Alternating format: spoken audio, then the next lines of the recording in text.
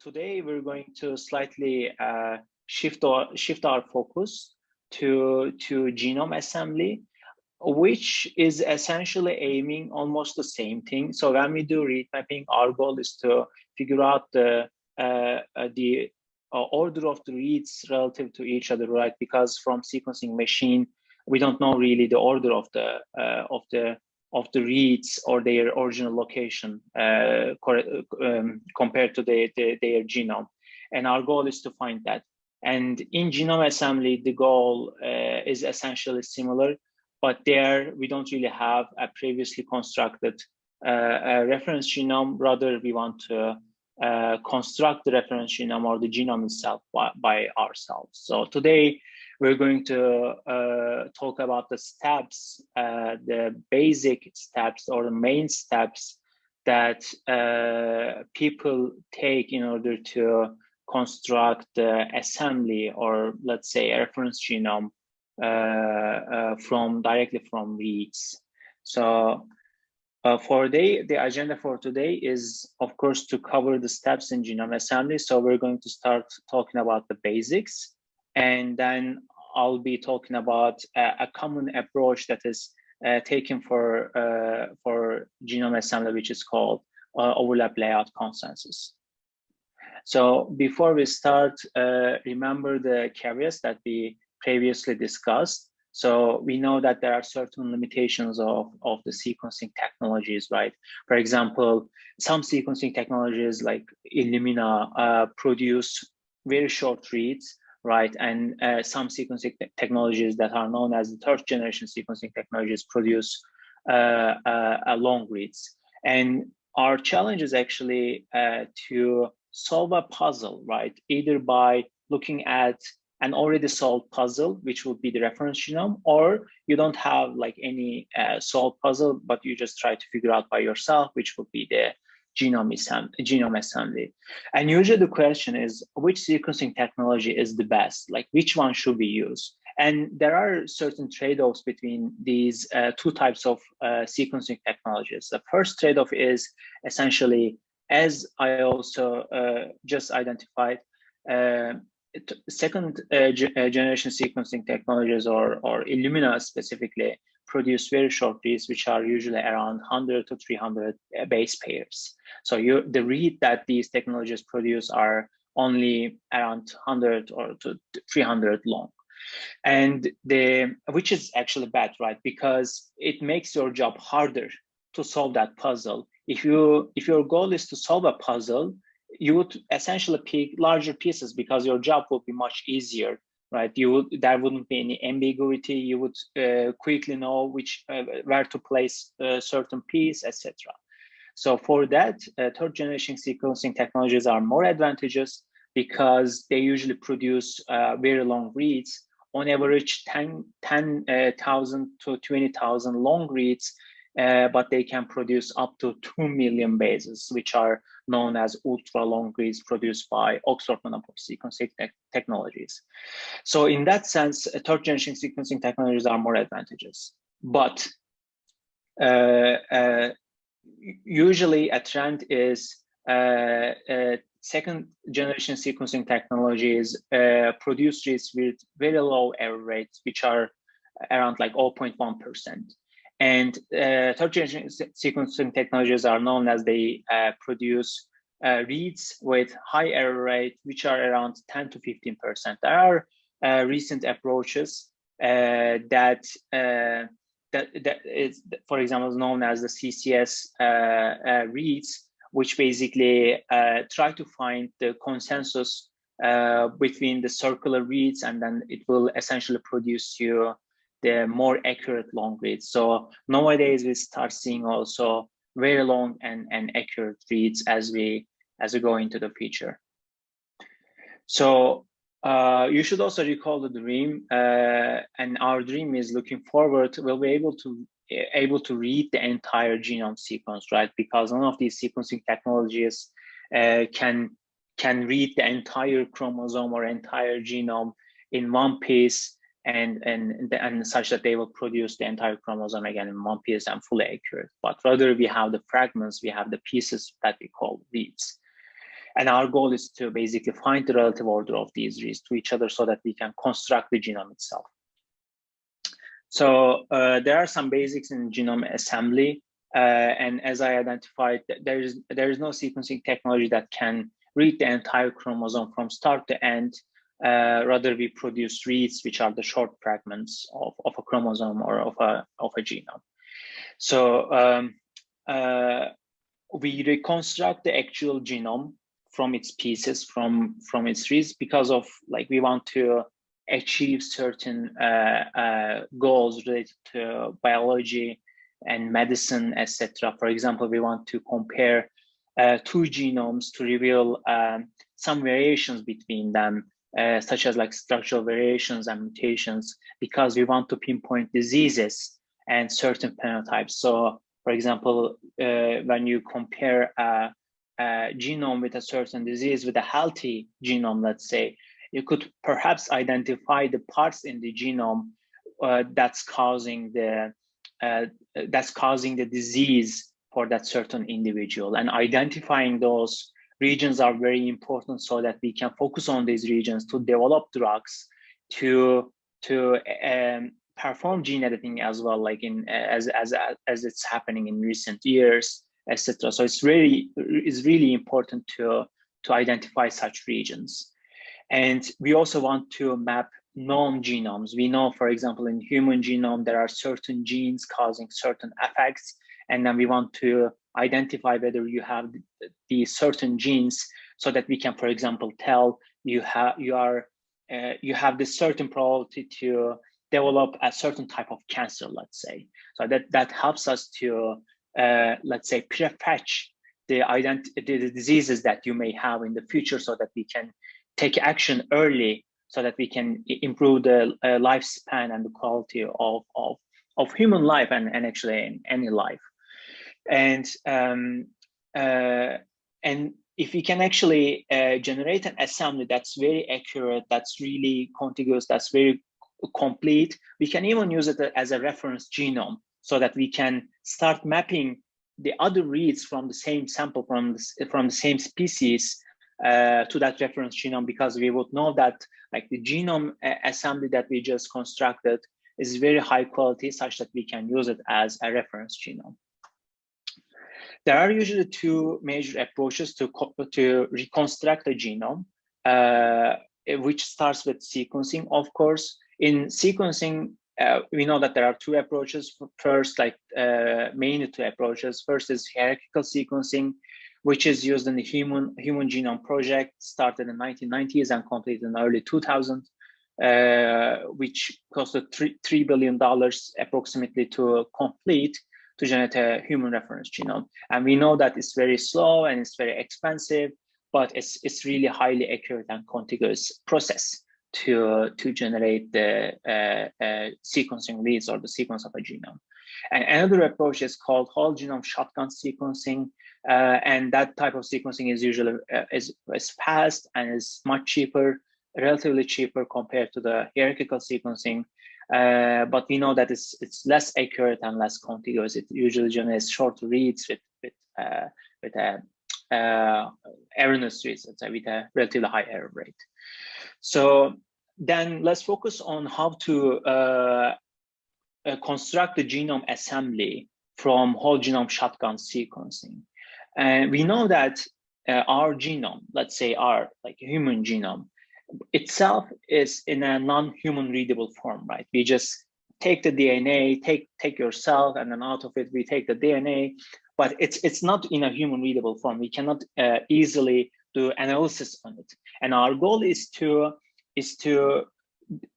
do some process on it, follow certain steps on the DNA such that we can convert it into a human readable form, such that we construct the entire genome again, hopefully in full piece, completely accurate, fully representing your own genome as itself, so that we can do some analysis on it.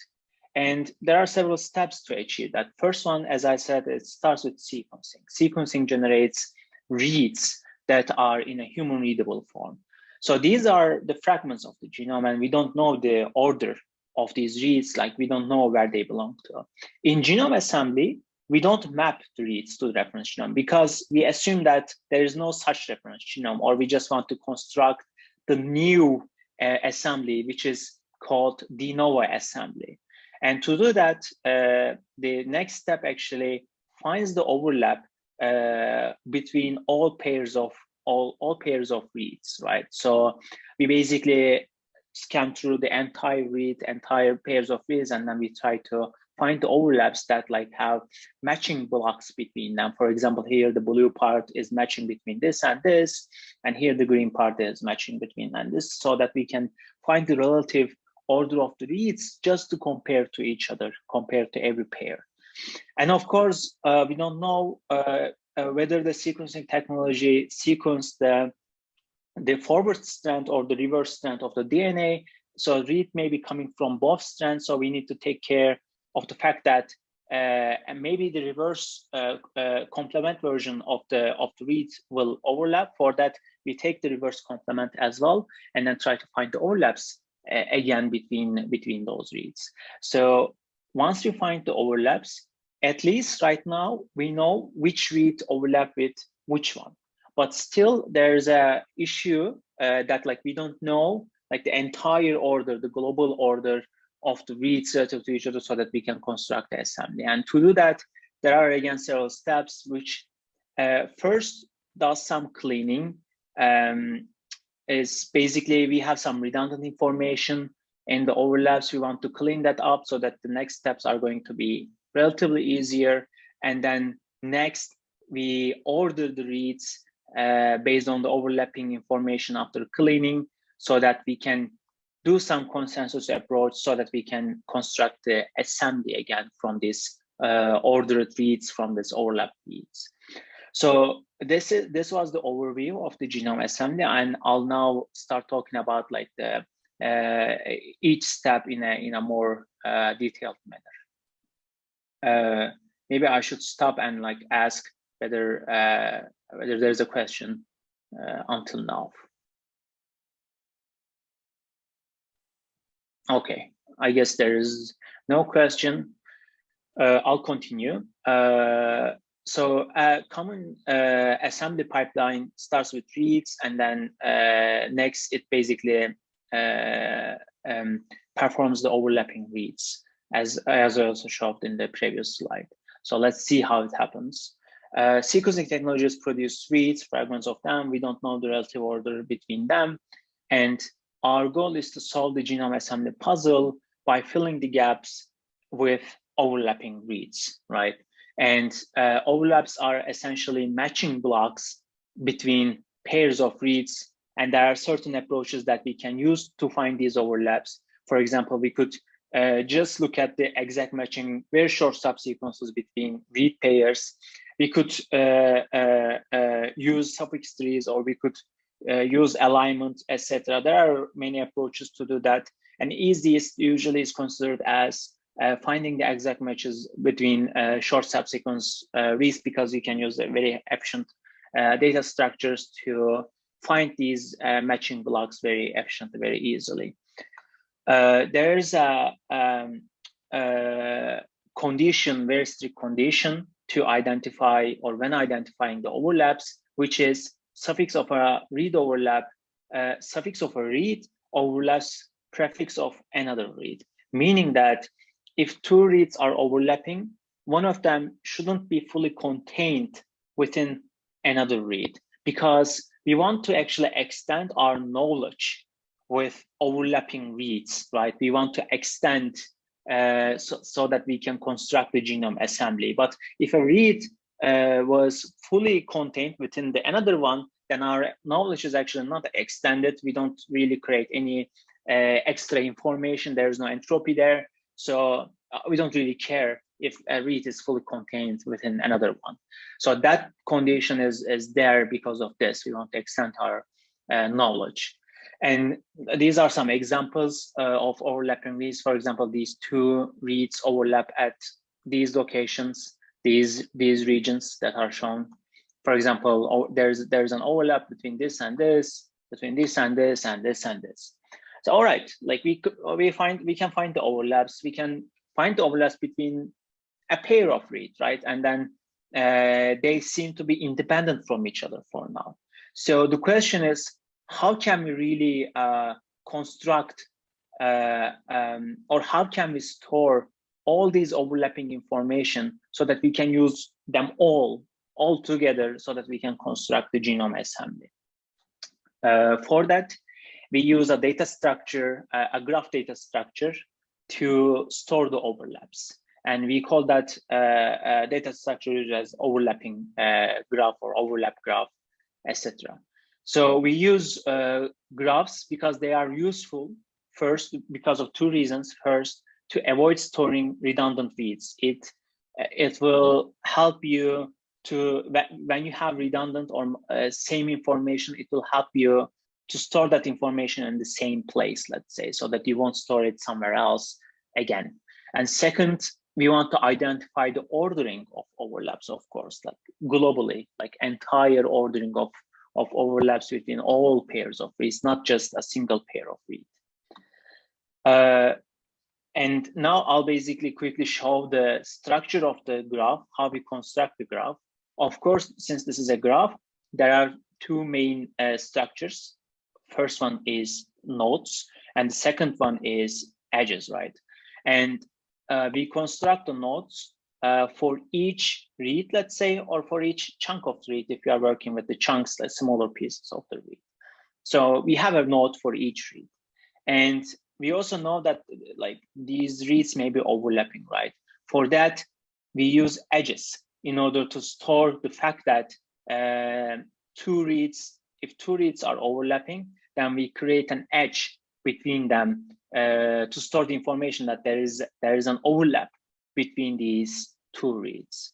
There is one more information that we store, which is the label on the edges, which actually usually stores either the number of matching bases. For example, here it says, I guess there are 14 bases that match between these two, and here 10 bases. Or you could also essentially store the difference between them. It's essentially the same. So whatever the process that you want to do next, you can store whatever the information that you want here.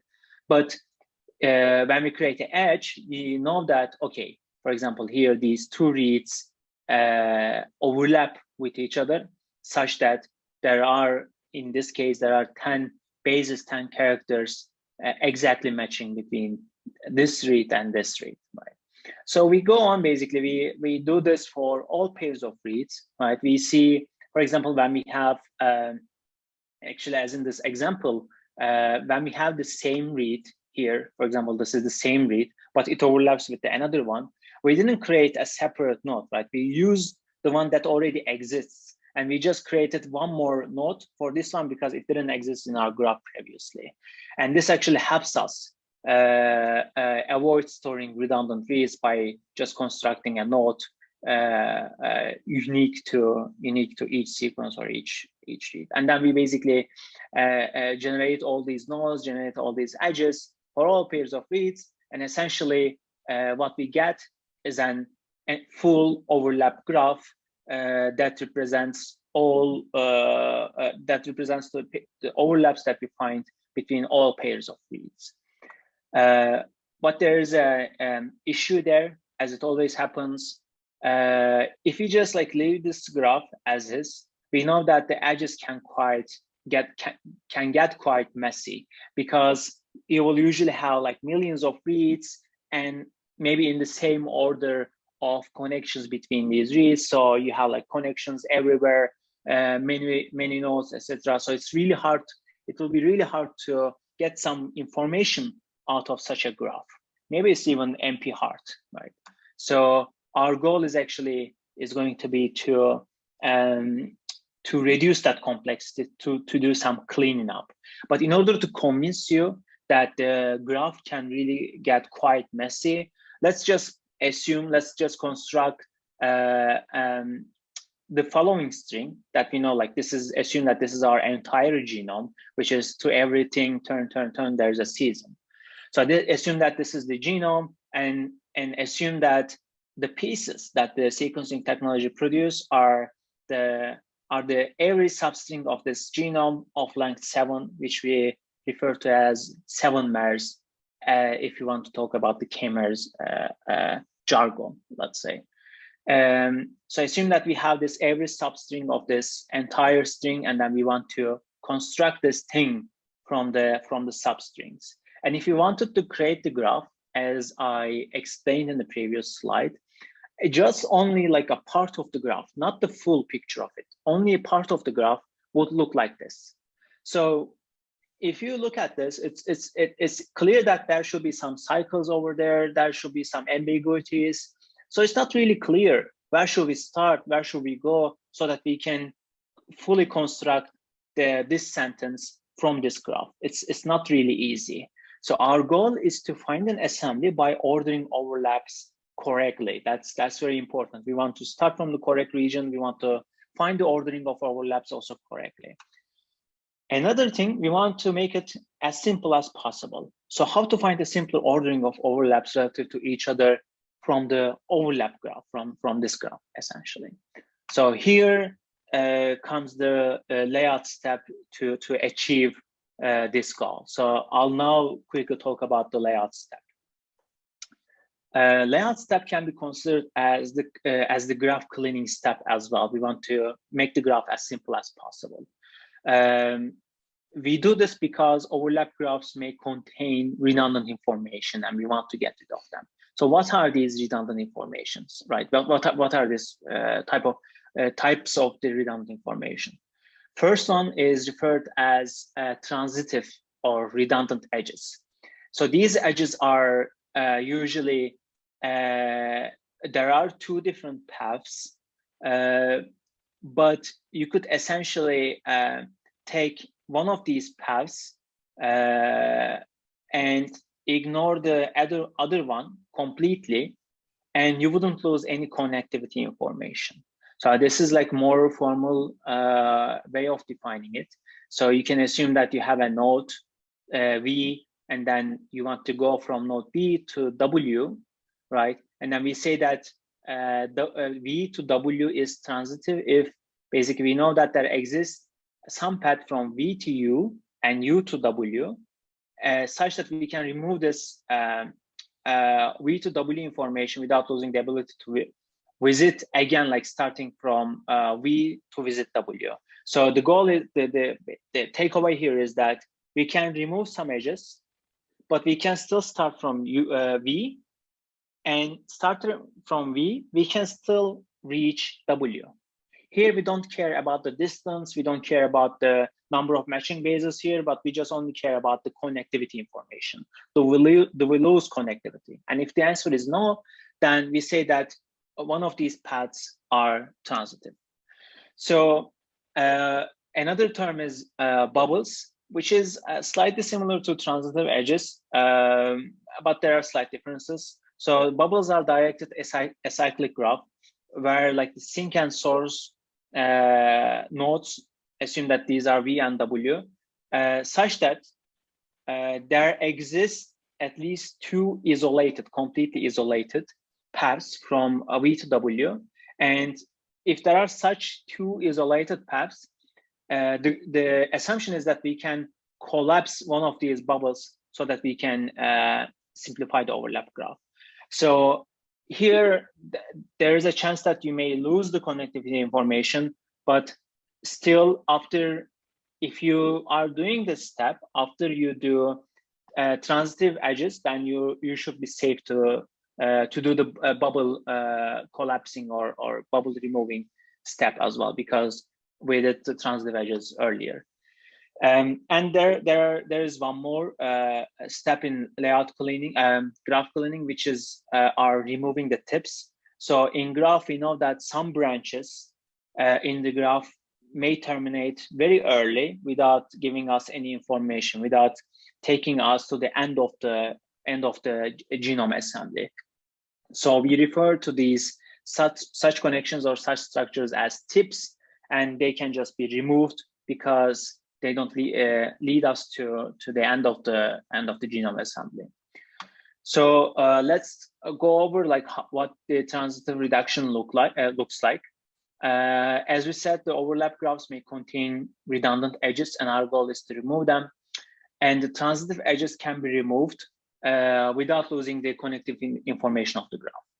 So here in this example, assume we know that the green edges are transitive edges because blue edges here actually in this example provide the connectivity information that the green edges provide, right? Why? For example, here, green edge tells me that I can start from this node and then go to this node. All right, I should keep that connectivity information.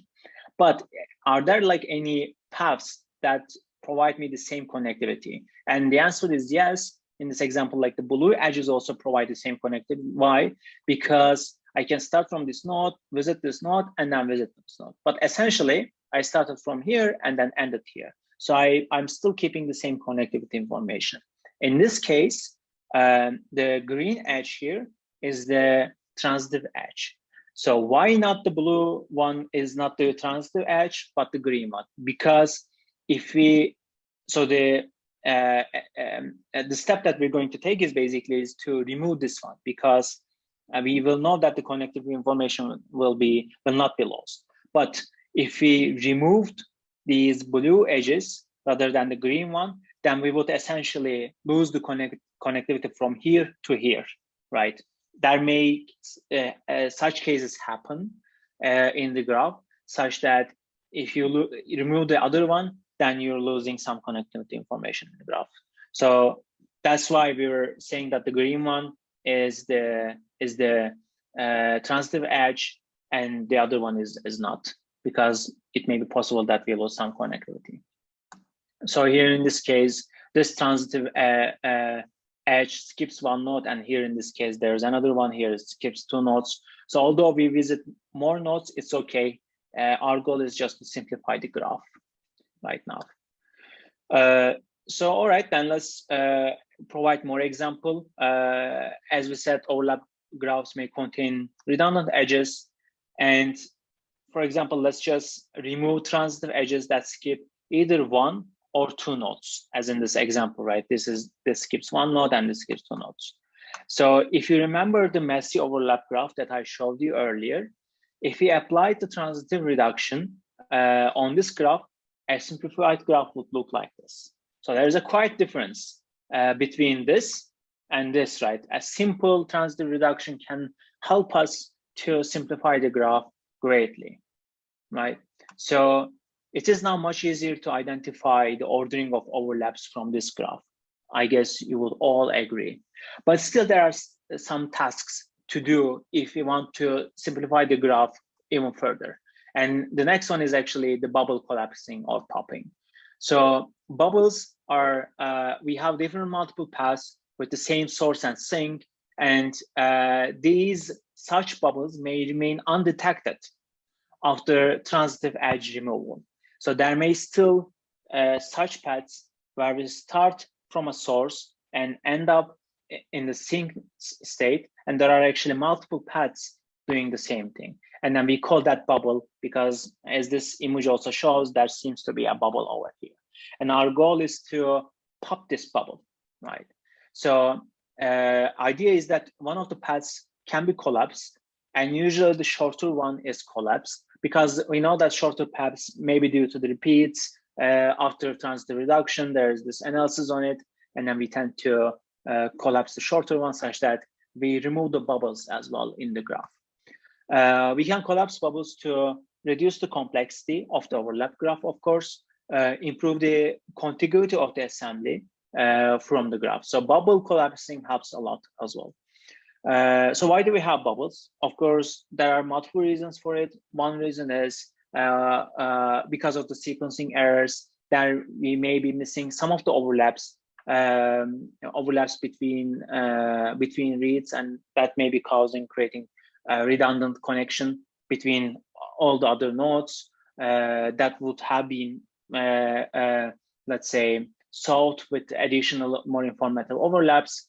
Or we may be having some variance between the parent genomes, especially in the case of diploid and haploid genomes. When you sequence a genome, if you are sequencing a diploid genome or haploid genome, then you're actually sequencing the chromosome from both parents or both, let's say, multiple types of chromosomes. And there are certain, of course, differences between parents, and those differences may be also causing the bubbles. And if you want to read more about the layout steps, you can read the following paper to see how the transitive reduction works, or to see how the bubble collapsing works in overlap graphs. Here, these are two good papers to check if you are curious. So this is an example like how the graph would look like after performing the bubble collapsing. So this is the this is how it looks. This how our earlier graph looks after we perform the transitive reduction. So if we identified the bubbles and collapse them, then our graph would look like this. So we further simplified, although we lost some information of the connectivity. Now it's actually less complex or less erroneous for us to generate the assemblies, because bubbles would make things a little bit messy. So, all right, now next step is essentially we want to spell out the context. We want to spell out the pieces of the assembly from this overlap graph so that we can construct the new assembly, de novo assembly from overlap graph that we just constructed and then did some cleaning up after all with the layout step. And spelling out context is mainly starting from the very early node, and then just basically following all the overlaps from each node to another one, each node to another one, so that like you spell out the strings that are written here based on the overlap information as well. And you do this again for all, let's say, unconnected graphs, right? Because these two subgraphs do not connect anymore, so that you basically do the same thing for the next one. Here we don't start from this node or this node because there's a cycle here. We start from the unambiguous node where it doesn't contain any cycle in it, so that we can just continue in a linear fashion without getting into any cycle or any ambiguity. So once you spell the context out, what you get is essentially the context. Once you spell the graph out, what you essentially get is the context, which are the smaller pieces of the assembly where there are some gaps between those contexts, such that we couldn't construct the genome assembly fully without any gap. Our ideal goal would be starting from here, ending here with no gaps, which provides us the entire chromosome, let's say, with the most accurate manner. All right, so then how do we actually generate the context or spell out the string from the overlap graph, which we call it as the consensus, which is actually the output of the genome assembly step. What we do is that we lay out the overlaps of reads from the overlap graph because we know the ordering of them, we know the edges, we know the connection between them, right? And when you do the layout, it maybe looks like this, right? For example, this is the very early node. And then there's a connection between this and this, and then this and this. So once you do the layout, it will look like this. So the question is, how do we generate the assembly from all these connections? And a very simple answer is to take the consensus. Okay, I guess you can hear me now. I think you lost me for a second, so I'll continue. So next, what we want to do is that we want to generate the context from all this overlapping information. And very simple step, very simple process to achieve that is to take the consensus of these overlaps, right? What does the consensus look like? It essentially, for every position of a context, for every corresponding positions as well in the V's and the overlaps, we basically take a look at all the bases that each overlap is telling us. For example, in this case, these three reads are telling us there should be T here, and here this read is telling us there should be C here. So which one should we believe? We should, of course, believe to the ones that are more crowded, let's say. So we take the consensus and then we said, okay, since there are more reads telling me that there should be T here, then I'm gonna insert T over there. And here, for example, there are, let's see, 3 C's, 4 C's and 1 G, then I should take C here. So in this case, for example, there are 2 A's, 1 C, 1 T, a little bit ambiguous, but since I'm taking the consensus, then I'm gonna insert A here. But this is how consensus works. Once you do the consensus between all the overlapping pairs, what you get is a single piece of contig, which is a shorter piece or short piece of an assembly, of the entire assembly of a genome, right? But it is much longer than the read. It contains more information, overlapping of the reads, etc. So there are some optional additional steps that we take after taking the consensus. We could actually stop over here. We could just say that, okay, our job is done. I just generated the context, which refers to the pieces of the assembly, and I can be fine with it. I can just use it for my further analysis because now I have a better information, better picture of how my genome looks like. But I may also do not stop here. I may do several steps to improve the contiguity and also the accuracy of the context or of the assembly that I just generated. In order to do that, we perform error correction and scaffolding steps to improve the accuracy and contiguity of the assemblies. So as you may remember, like we were generating the consensus, but we don't know whether the reads are fully accurate. They may contain some sequencing errors, right? And those sequencing errors may then subsequently propagate it to the assembly as well. For example, in this case, we didn't take any consensus, like there was only single example that we can take a look at. So we just said there should be T here because like we only see one evidence over there. But this may very well be a sequencing error, right? Maybe there's the A over there, and then the contig, the piece of the assembly should have been AA instead of AT. So, or for example, like here, there are 2 A's, C and T. Maybe one of these are T, right? Rather than A or C. And in this case, we wouldn't put A here, but rather we would, for example, put T or C if we were working on fully accurate reads. So the takeaway here is that sequencing reads contain errors, and then those errors may propagate to the assemblies. And then we want to generate an assembly as accurate as possible so that our analysis on this genome assembly is going to be also accurate, right? Because it's very sensitive analysis that we're doing over there. And the step to correct the errors in genome assemblies are usually referred as assembly polishing. What we do is that, as actually we said, sequencing errors on reads may propagate the context, leading to inaccurate analysis. And what we do in assembly polishing is we align the reads that we used to construct the assembly, that we used to find the overlaps between them. Once we construct the assembly, we can use it as a reference genome. Right now, we have something that we can take a look at as well. And what we do is that we align the reads back to contigs again to generate a stronger consensus, even stronger consensus now, because like we're doing some alignment operations, etc. And what we're generating is more informative than generating the overlaps, because now we're looking at some picture that we just created, as if like we're aligning to a reference genome. And assume that these are some sequencing errors, like the white bars over there, and then we align the reads again to the erroneous contig, a piece in the genome assembly.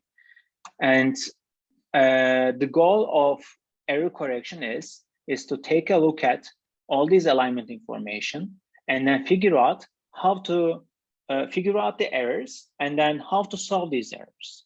And assembly polishing errors apply certain approaches. There are machine learning based approaches, there are consensus based approaches, etc. But essentially the goal is to, of course, to solve these problems. And there's a recent tool that we published in our group that we call Apollo. So you can take a look at how a machine learning based error correction approach works for solving the errors in assemblies. Another step to further, let's say, improve the contiguity of the assembly is referred as scaffolding, which is ordering the contigs. Once we generate the contigs, these are usually not ordered. These are basically the larger pieces, longer than the reads, but still probably shorter than the chromosome or the genome itself. And we don't know the order between them still. And what we want is we want a gapless chromosome, and we know that a gapless chromosome may potentially be represented by several gapped contigs, right? Because we don't know the order between them. The question is, what is the relative order of contigs to present the genome or the chromosome correctly?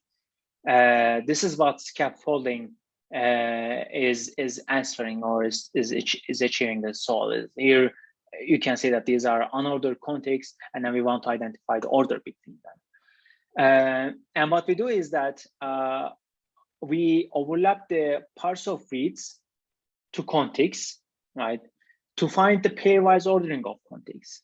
So in this case, here we have these two contigs, right? We don't know the order between them yet. They are unordered, but we also have this read that we pick.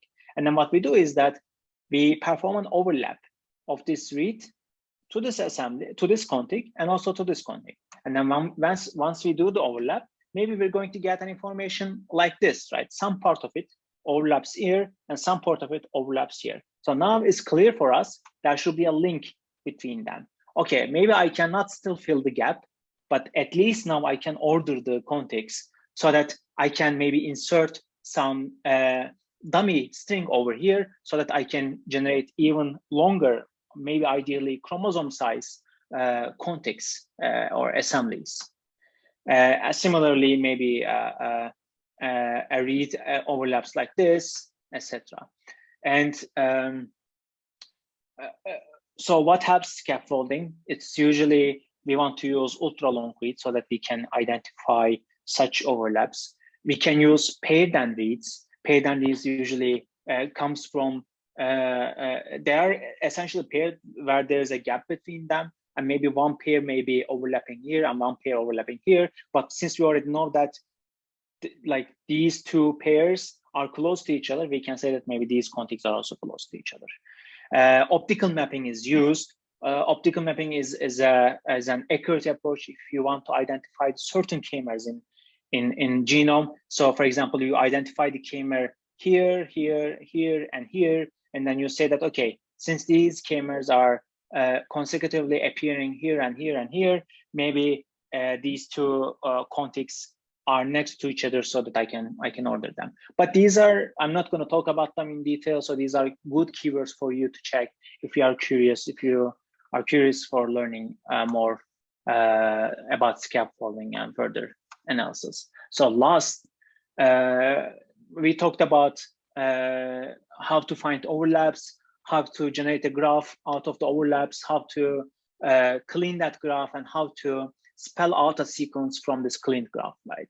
But still, we don't know whether, even after error correction, even after scaffolding, we don't know, like we created the best possible assembly that's the best representative of a certain individual. We don't know that. And any error in your analysis, any error in your assembly may cause, I don't want to basically be, let's say, very negative about it or like dramatic about it, may cause basically disasters that you may end up suggesting a different wrong drug to a certain individual, and that may cause some serious health issues. And the goal is to make this analysis as accurate as possible. So what helps us to make a good assembly? First one is we want to have our reads and the assembly as accurate as possible.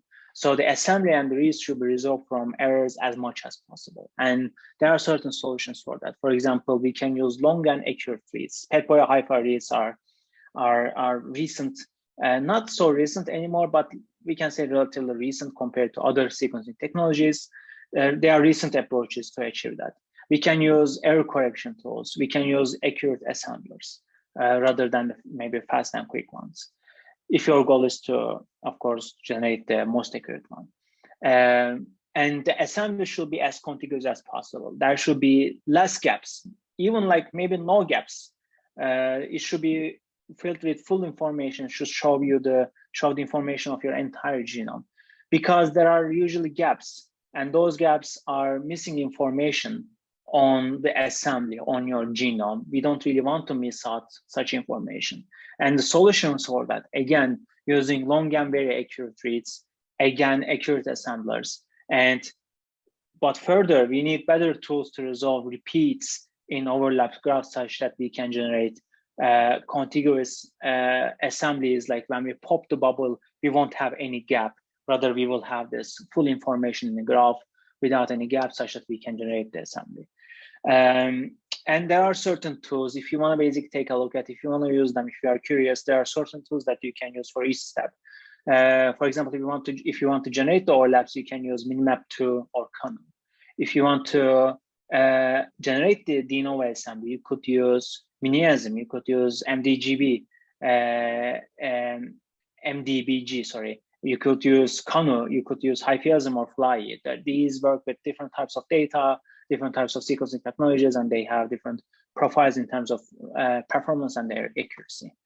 And how are you going to assess the assembly that you just generated, right? Because you want to make sure that that assembly you generated is as accurate as possible. And for that, there are certain assessment tools such as Quast or the Mumu package that will help you to provide some statistics so that you can have an idea on the assembly that you just generated, whether it is sufficiently contiguous, whether it is sufficiently accurate. So with that, I will finish the genome assembly lecture. And I hope this was very informative for you. And I hope you could also see some connections between the read mapping and genome assembly, at least in terms of the high level picture that what we want to generate at the end.